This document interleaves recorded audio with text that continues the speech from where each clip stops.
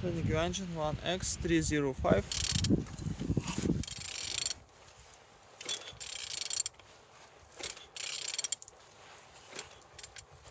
It's running good. The front engines looks good, as you can see. Altimeter look nice. And on this side we didn't see any damage. Focus on the windows, body inside. Gearbox on a good conditions. And on this side everything nice. Starter without any damage.